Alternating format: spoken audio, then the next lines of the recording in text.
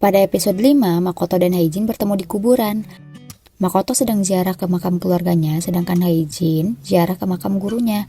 Jadi gurunya Haijin yang ada di foto kemarin udah meninggal. Haijin udah anggap gurunya seperti orang tuanya sendiri. Dalam hati Makoto, ia pengen nanya orang tua asli Haijin kemana, tapi ia nggak berani.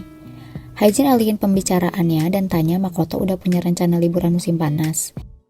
Makoto menjawab ia sudah punya rencana dengan Kazuma ke festival musim panas. Haijin terkejut karena ia nggak diajak dan sebagai guru tidak mengizinkan pria dan wanita pergi selarut itu. Lo bilang aja cemburu. Makoto bilang ini pertama kalinya dia bisa ke festival bareng temen, jadi seneng banget. Haijin bilang ia pengen lihat Makoto pakai yukata, tapi ujungnya ia mengizinkan Makoto buat pergi bersama Kazuma. Soalnya meskipun gak pacaran, guru sama murid gak bisa jalan bareng berduaan di festival. Kazuma datang lebih dahulu dan ia terpesona dengan Makoto yang sangat cantik memakai yukata. Makoto dan Kazuma pun masuk ke festival. Seperti biasa si guru serampangan ini ada aja tingkahnya. Kali ini ia menyamar dan ngebuat Makoto speechless. Kazuma yang enggak sadar sama si Haijin ngajak Makoto untuk pergi dan Makoto pun menyusul. Haijin pun hanya bisa memandangi Makoto dan Kazuma yang berduaan sedang menikmati festival bersama. Makoto dan Kazuma beristirahat setelah kelelahan dan dari kejauhan Haijin juga ikut duduk bersama mereka. Kazuma ngajak Makoto untuk datang ke festival lagi tahun depan. So sweetnya, Makoto mengiyakannya, tapi dia natap Haijin. Akhirnya Haijin jawab oke dari kejauhan. Haijin pun pergi dan menyendiri, namun segera disusul oleh Makoto saat Kazuma ke kamar mandi. Ternyata Makoto ke Haijin untuk memenuhi keinginan Haijin yang pengen lihat Makoto pakai yukata. Terus ternyata Haijin bilang, ya udah ngeliat dari pas Makoto keluar rumah dong. Lalu Haijin narik Makoto dan bilang kalau Makoto cantik banget. Karena salting, akhirnya Makoto bilang dia mau balik ke Kazuma lagi. Haijin langsung meluk Makoto dari belakang dan nyuruh Makoto buat nggak pergi.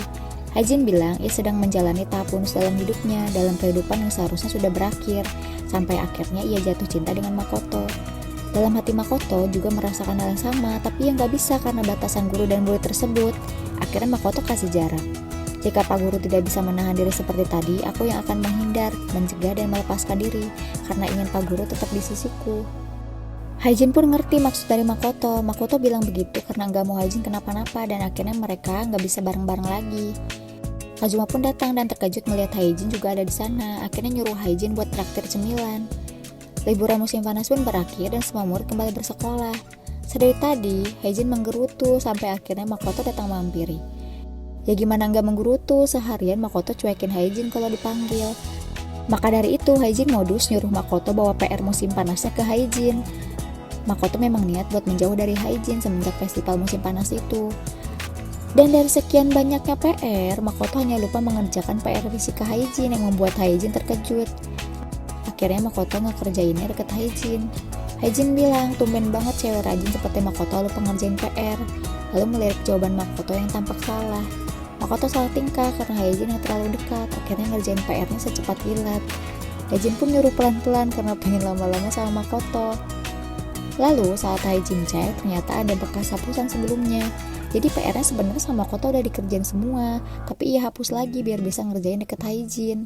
Haijin pun menggoda Makoto dan Makoto hanya menunduk diam. Haijin maksa pengen pulang bareng, tapi Makoto nggak mau. Lalu saat pulang sekolah, Makoto melihat ada mobil yang sedang melintas dan cowok SMA yang terus maju ke jalan raya. Makoto merasa seperti melihat dirinya sendiri ketika ia mau bunuh diri di atap. Lalu akhirnya berlari mengejar cowok SMA tersebut dan melempar tasnya.